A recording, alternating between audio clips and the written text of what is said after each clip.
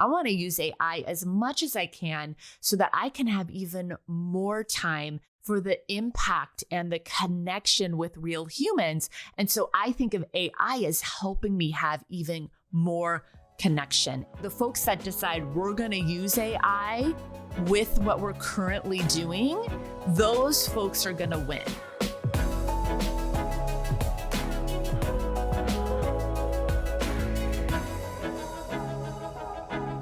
Well, why, hello, my beautiful, beautiful friend. Welcome back to another episode of the podcast.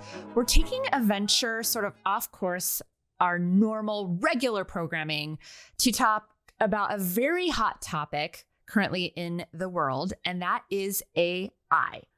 I'm going to be taking this episode to actually dive into how I am personally using AI, my thoughts and sort of philosophy behind AI. Is it the end of the world as we know it? No.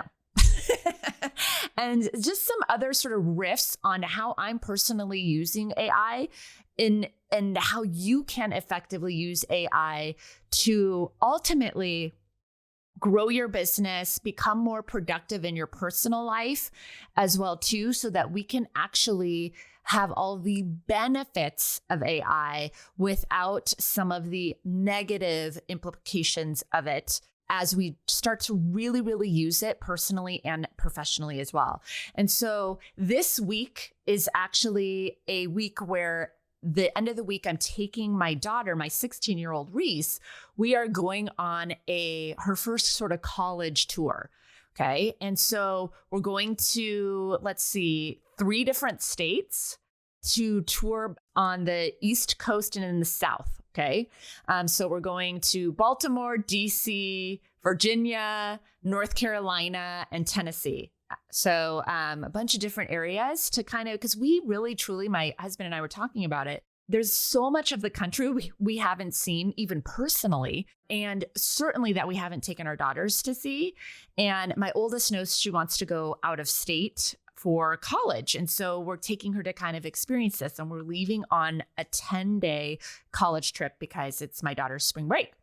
And as we were starting to really sort of strategize where we were going to go to, we were able to quickly do our travel planning with the help of ChatGPT.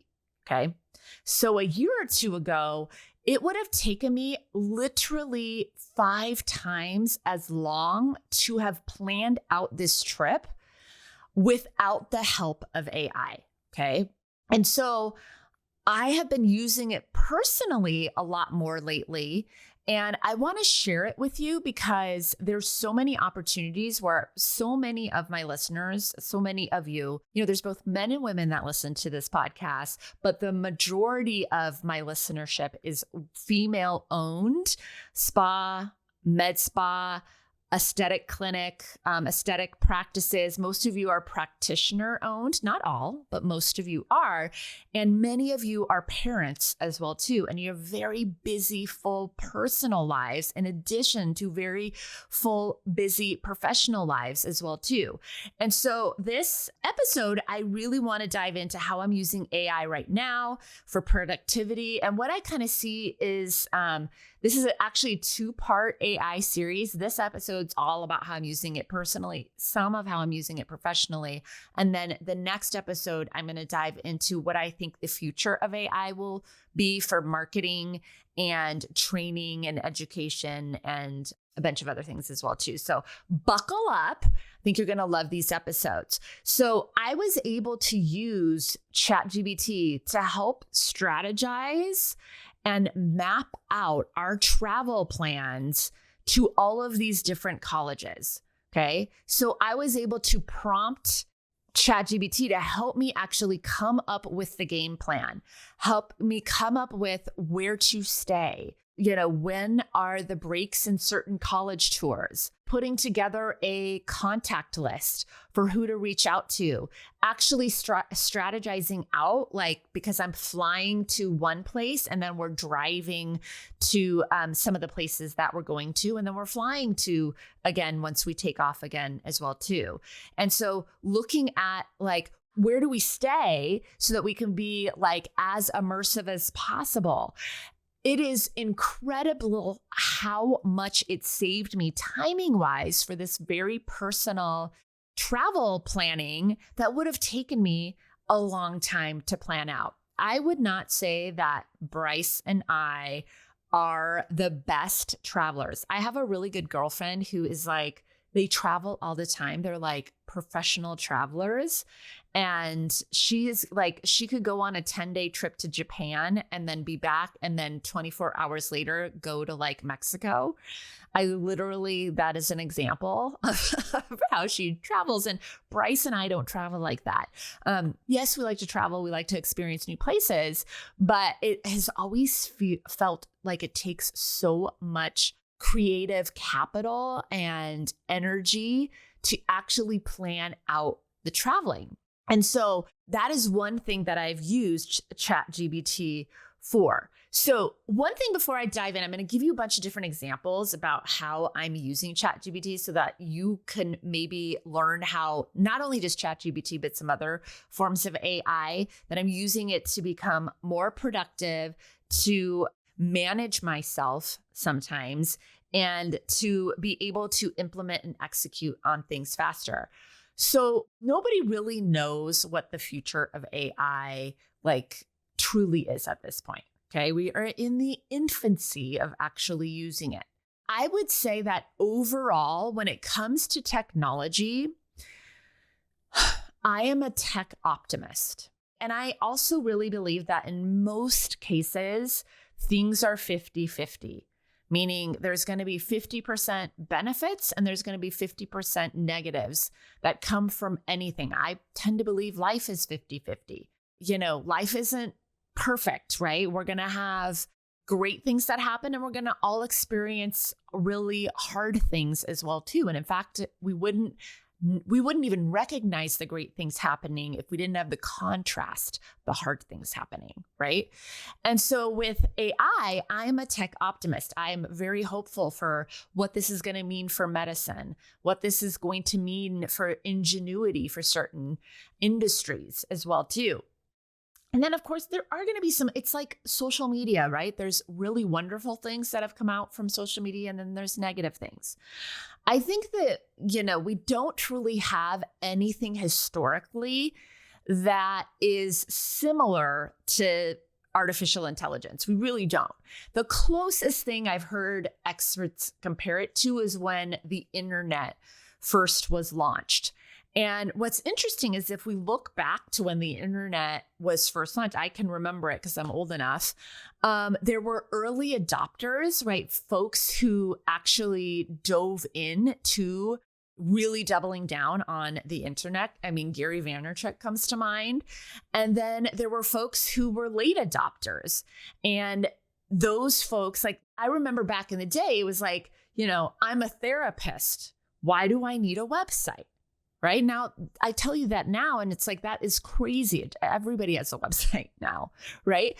But it's hard to know right now, as we are in the midst of it, how immersive I think artificial intelligence is going to be for us personally and professionally as well, too. And I'm telling you right now, your competitors are going to be using it. And it's really going to be how quickly it helps you do things. Okay, I think that's one of the biggest benefits that AI has. So let's dive into the real world ways that I'm using AI right now. So I'm using it for many personal life things. I gave you like a imminent example right now is that I used it for travel planning. One of the next things that you probably, if you're not already experimenting with this, many of you are, because I talked to you about it, but is content creation. Right? Like I am totally diving in to having it help me be like a sous chef to my content creation. And what I'm going to talk about in a little bit as well too is how I'm not using it as well too. You do not want to abdicate your strategy and the direction of your business to ChatGPT or AI. And so I still really think I'm the visionary, I'm the leader, I'm directing the strategy with it, but it can help me ideate. It can help me, grammatically put things together. It can give me feedback. It's only as good. It's like garbage in, garbage out. If you give ChatGPT a bunch of garbage, it's just going to give you garbage back. And when it comes to content creation, I can almost tell immediately online right now on social media or even reading certain articles and stuff, I can tell when it has that ChatGPT flavor, if you will, like that this was created by ChatGPT. And I think most of us are becoming more savvy to that.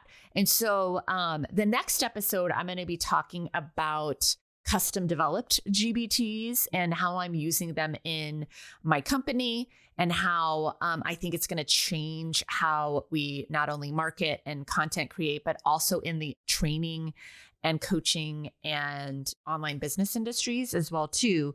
But there are ways to use to do custom GPTs and to use ChatGPT to really create content that can be very, very powerful and help you create a lot more content quicker. It also helps you get unstuck from coming up with ideas. It can help you not have to look at a blank page, if you will, to get your wheels turning. And then the best kind of output you get is when you become really strategic with it and you can actually riff back and forth with it. So we're using it heavily right now in the back end of our business administratively. So for example, I have the team ChatGPT so that I can share it with Karen and other members of my team, right? And then we have custom ChatGPT threads, okay? So these are basic where we've put in information to the GPT, if you will. And so for email responses, like customer support inquiries and stuff, so that we have specific threads for specific types of actions, as an example, responding to customer support inquiries.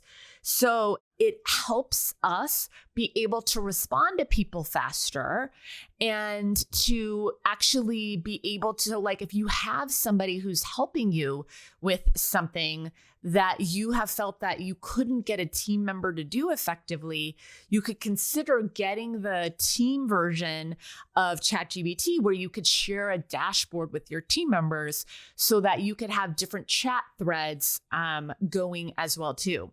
And when I've done this with my team, another kind of handy tip is that you can actually copy the link to the thread for a certain chat thread.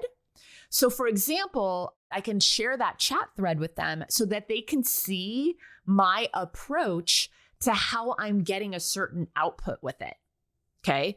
So if I had a really complicated question come in, meaning somebody let's say for a customer support question where they've given me their life story and, it's a very layered response that they're looking for from us, we can actually drop that into ChatGPT. And I have a couple different email frameworks and, we can work through, I do it initially, and then I actually save how I went back and forth, share that ChatGPT thread with Karen or somebody on my team so that I can actually coach them how to use ChatGPT to help with responses.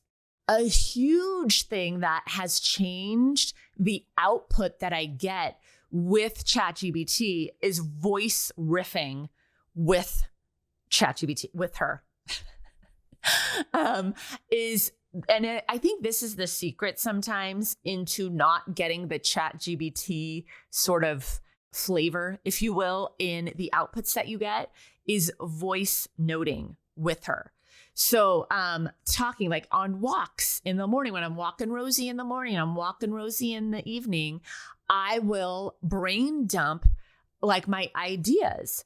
Okay. I will brain dump when I'm putting together trainings for whether it's MSA or a new program, marketing ideas that I have, a new marketing strategy. I will say, hey, I have this idea. Ask me questions to help me actually put together this strategy. Okay. And I will drop in. Now, I already have some custom GBT, so it already has some of my stuff built in. But like I will have, let's say, they'll have all the context of like signature menu set sells, let's say. So let's say they already have the context of one of your signature offers. And, we talked recently about hosting in-person events.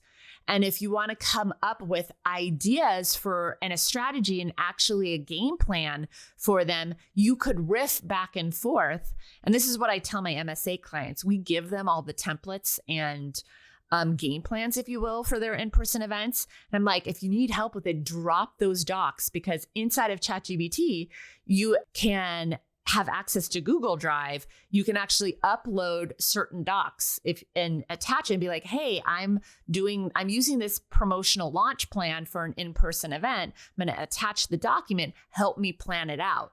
Right. And then voice riffing with her back and forth.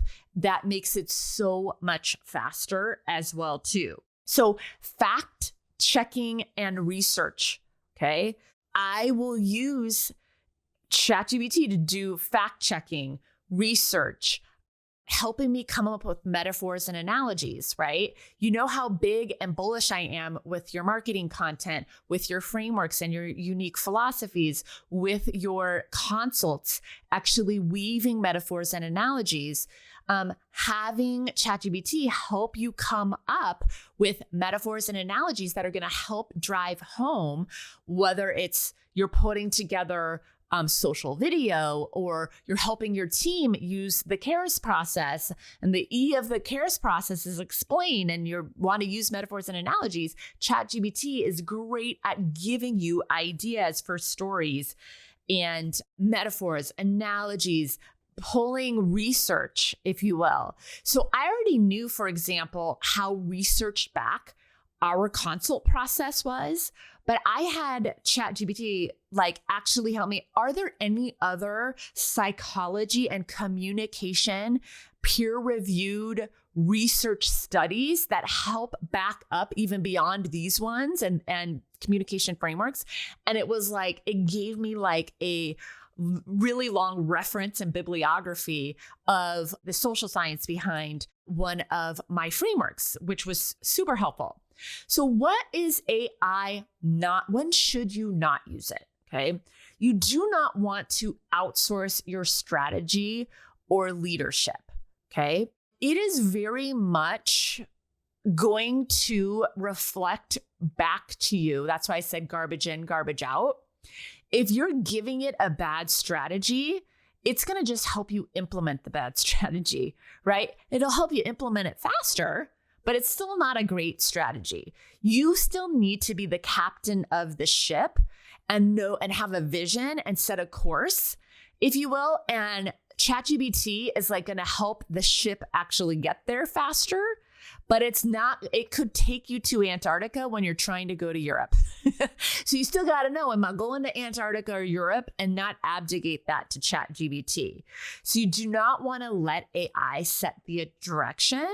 And whatever you're using it for, you want to understand strategically, what you want the outcome to be like, so that you can recognize when it's not giving you great outputs. And I think this is the problem with a lot of folks who are currently using ChatGPT, and maybe they've bought some prompts and what have you to use it for social media creation. And we're seeing a lot of redundancy in the social media captions and outputs. And I think it's because of, a lot of folks are using ChatGPT and not using it very effectively, and not understanding what bad content even looks like.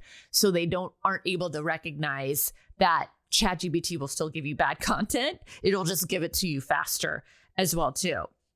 So it was about, how long was it? It was about a year and a half ago. I was looking for a new CRM. Okay. And there was I was working with an ads consultant, and she had a new, she'd brought this, really big marketing guru. You'd know who it was probably if I said his name, who had just basically come out with his own Go High Level, white labeled, blah, blah, blah. You guys all know the story about Go High Level and white labeled offers. Many of the med spa agencies that do customer acquisition and help you with marketing funnels are using some private labeled Go High Level, which is totally fine. The bones of Go High Level are great. But he had his own, private labeled Go High Level that was the pitch was about the AI part of it. Okay. And I could tell, and that they were going to custom create some of the copy for me and all these big promises and what have you. And I quickly realized that after I had hired them, which was fine, I invested, a significant, thousands of dollars with them. And then I quickly realized that the copy was ChatGPT-ish, and that the AI from like a lead management perspective was not there yet. Now, I could almost tell you right now that if I was to sign up with them again now, I bet you it's already better than it was a year and a half ago. So there are some big promises I see out in the space right now where, it's not going to replace an entire human. I love automations. And, we've talked about, I use ManyChat and I love email sequences, and I'm very bullish on you having automated funnels, but I like a hybrid approach. Like, you still need humans in many cases that, first of all, I think that AI, there's going to be this, if there's the more AI becomes prevalent, the more in-person and face-to-face communication is going to be more valued. So it's not replacing human touch. Most of us are going to want even more human touch in certain scenarios and to use AI for certain scenarios, and it's not going to replace it entirely. Will there be certain industries that are totally disrupted by AI? 100%. But you still, even with you look at content creation or graphic design or, editing, these are the industries that I think right now we're in the midst of a lot of disruption, but they're still just creating new roles. They're not so the folks that decide we're going to use AI with what we're currently doing, those folks are going to win. And so for you, in the aesthetics industry, we're not going to worry about you guys. We're still going to need humans to actually deliver aesthetic treatments. So you don't even have to worry about your main product, if you will.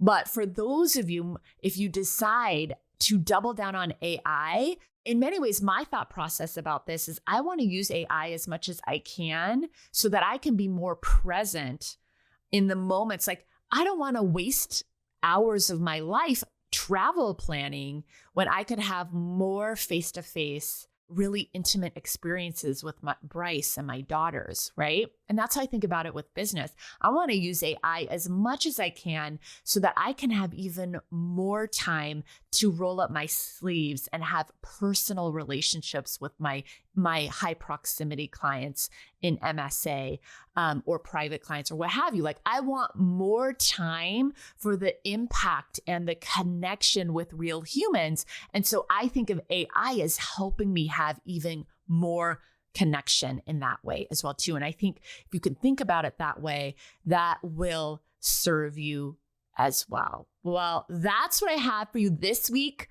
Be sure to tune in next week. We're going to dive into some even more advanced ways to be using AI for your business, for your offers, for your marketing, and for sales training for your team as well too.